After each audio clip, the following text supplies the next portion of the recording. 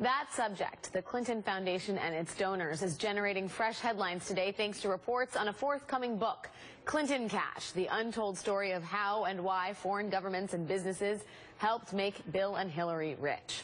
The book, due out next month, alleges that donors to the Clinton Foundation received favorable treatment from the State Department. Taking questions from reporters just moments ago, Clinton said she's ready for the attacks, but that they say more about her opponents than herself. It is, I think, worth noting that the Republicans seem to be talking only about me. I don't know what they'd talk about if I weren't in the race, but I am in the race, and hopefully we'll get onto the issues, and I look forward to that. Joining me now is Karen Finney, Strategic Communications Advisor and Senior Spokesperson, Hillary for America, political editor and White House correspondent at the Huffington Post, Sam Stein, and former Senior Advisor to President Obama and Director at the University of Chicago Institute of Politics, David Axelrod. Karen, how much time is the Clinton team spending working on rebuttals to the rumors, the questions, the scandals around donors? Having been through this routine before with the attacks, the right-wing attacks, not that much. I mean, look, the reality is we have an operation that is designed to kind of do exactly what Hillary was just talking about.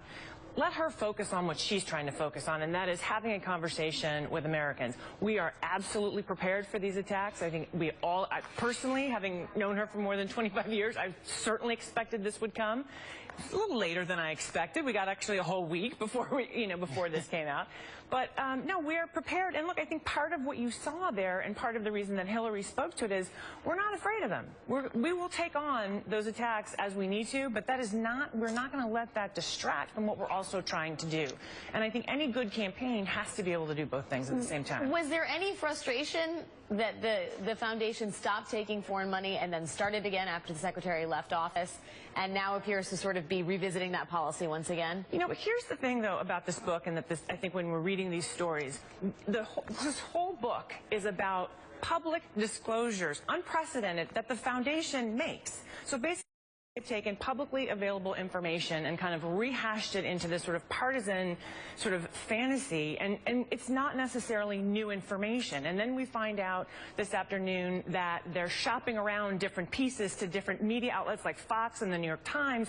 So, and that they briefed, in the New York Times piece, it said members of the Senate Foreign Affairs Committee, Foreign Relations Committee. Well, actually, so far, no Democrat that I'm aware of was part of that briefing. And it seems that it was Rand Paul and Marco Rubio. Okay, so David, clearly from a political strategy point of view, there is Republican ground they feel to be gained with the scandal, with the conversation around donations to the Clinton Foundation.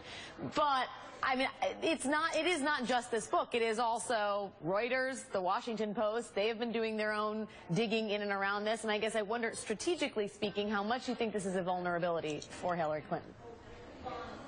Well, look, I think that there will be a strategy on the Republican side to chip away, and she will be fair game for the media, and she knew what she signed up for when she started running.